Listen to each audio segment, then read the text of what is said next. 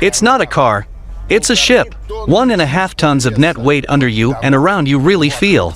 Quite a big device. I feel like I'm in a time machine. It accurately conveys the spirit of the world automotive era of that time. I emphasize, the world. Do you see the glazing? Panoramistique. What? Yes, it is panoramistique, as it used to be called. Before the Volga, there were no such glasses on passenger cars from GAZ, and on others too. Later they were.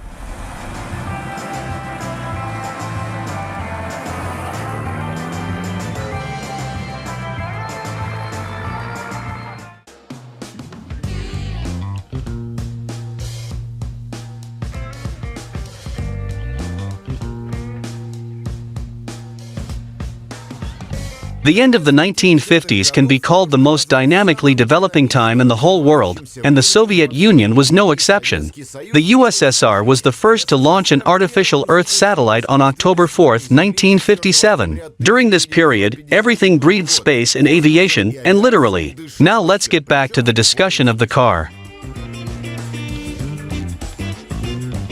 Volga. In our automotive world, it became the beginning of an essentially single promising socialist style.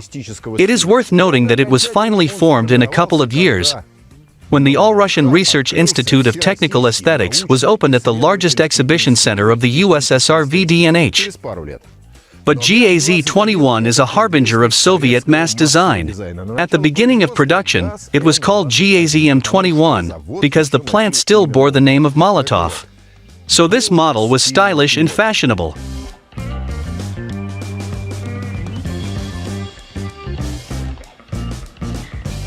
Why did I say was? I have already said that the late 50s, early 60s was the dawn of technology and style. And in America, the design of cars changed approximately every 2 to 3 years. Soviet designers were inspired by the American automobile school and designed our models with an eye on the masters, Ford, Plymouth, Kaiser. This is how new Soviet models were created.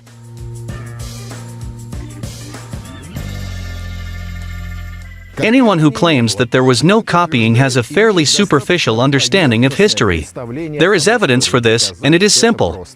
Foreign cars were purchased for research at a time when the running prototypes of the future Volga were already being tested with might and main.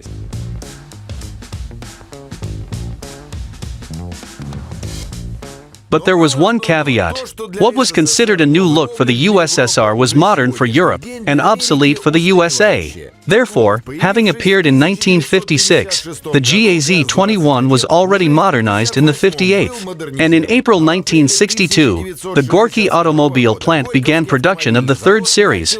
This is what it is. GAZ-21 3 Series under the letter R. The first thing that catches your eye is the radiator grille, the so-called whalebone.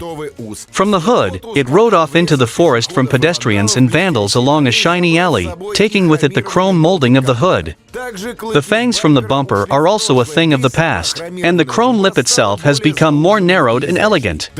Even the emblem of the Enterprise has been reformatted and simplified, becoming more airy and modern. The bumper has been slimmed down for style. The back has also undergone cosmetic changes. Now let's take a closer look at the lighting. Lanterns have become a single glass, plastic block, as you can see. Previously, they were separated here by a chrome jumper. And of course, a new seagull bird settled here. It's beautiful, isn't it? The most recognizable item on the flea market.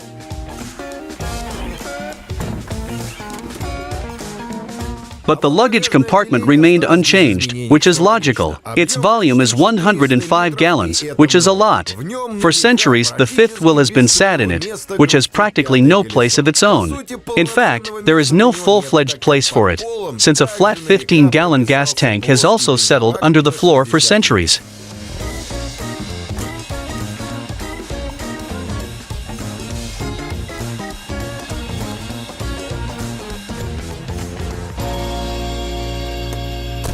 I like to sit in the back seats in the Volga.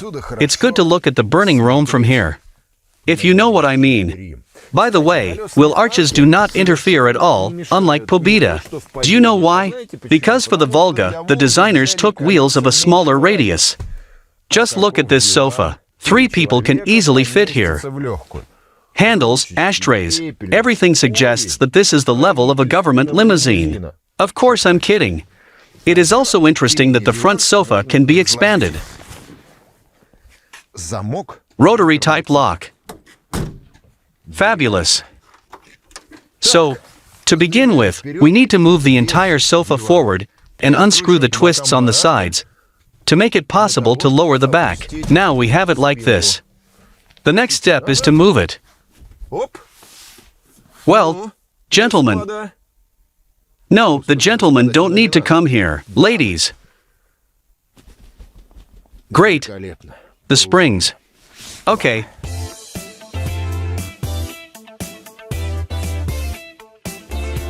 Restyling, in modern terms, has reached this interior. In general, the concept has not changed: wide, spacious, light, and the changes added practicality to the cabin. The upholstery of the ceiling is now made of light leather, which made the interior lighter and more practical. The seats and interior door panels received new decorative materials.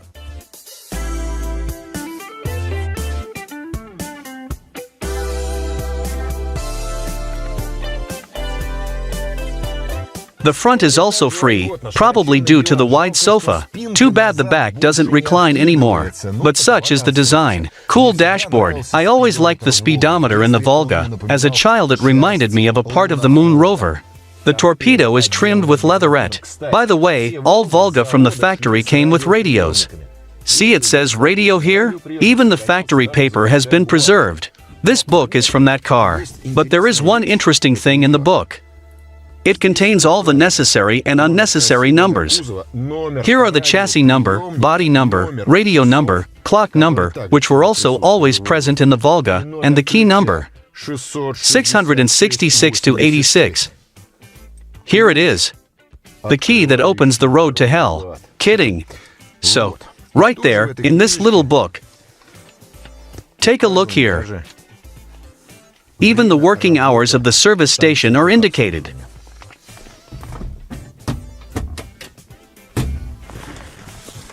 Now a few words about the motor, and let's go. Test it out. What a sound. Real, heavy, iron, bonnet. Ooh, beauty. For Soviet times, the motor was quite good. GAZ-21 gasoline, carburetor, 4-cylinder, 150 cubic inches. Power of 75 horsepower at 4,000 RPM. This was made possible thanks to a new carburetor and an improved gas distribution system. The maximum torque is 170 Newton meters at 2,200 RPM. Do you see the combined brake cylinder and clutch reservoir? The brake system here is single circuit. If the clutch breaks, then the brakes will not. If the brakes break, then the clutch too.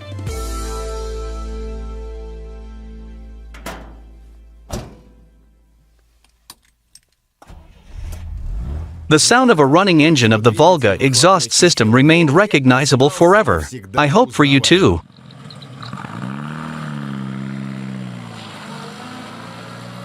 Just like howling under acceleration. Despite the fact that there is a hypoid rear axle with semi-unloaded axle shafts. By the way, to adjust it, you need to disassemble it all. That's how it's arranged.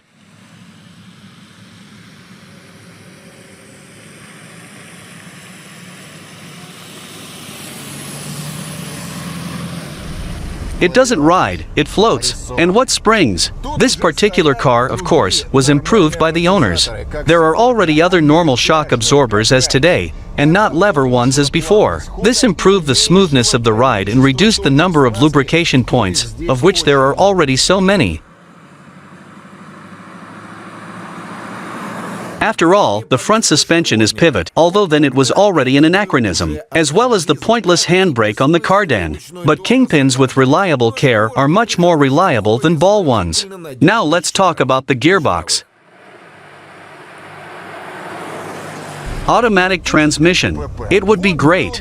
And so it was. The first cars with such boxes served in a special purpose garage.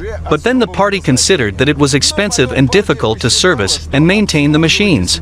For the sake of economy, it was decided to switch back to manual transmissions, which were cheaper to maintain. Therefore, ordinary people traveled like that, and now there is a 3-speed gearbox with a shift on the steering wheel, where only 2 gears are synchronized.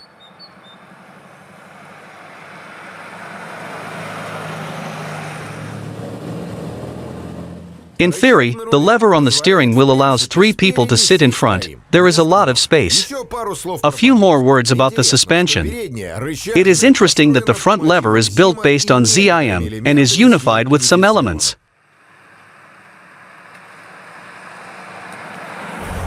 Is a brake booster necessary? It seems to me that no, and so everything is fine. But I want the pedal to be a little softer and the steering wheel more pleasant. And now a couple of interesting points. Brake pipes here are made of iron. You're right, they rot and burst, but burst at the seam. And further, when balancing the wheels, it was necessary to first balance the brake drums and then only the wheels. I mean, it was not an easy task. But who cared in the middle of the last century? They did it the way it was supposed to.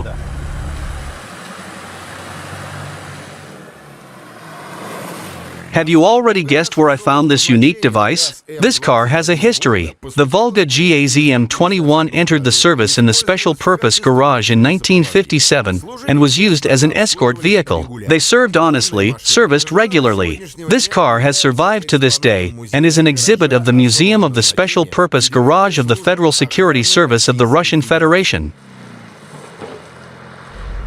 But it's hard for me to call it an exhibit. It can still reach 80 miles per hour today, and it accelerates to 60 miles per hour in 34 seconds.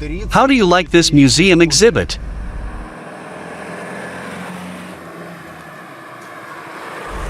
Despite the fact that the car is large, it is not very comfortable to sit behind the wheel.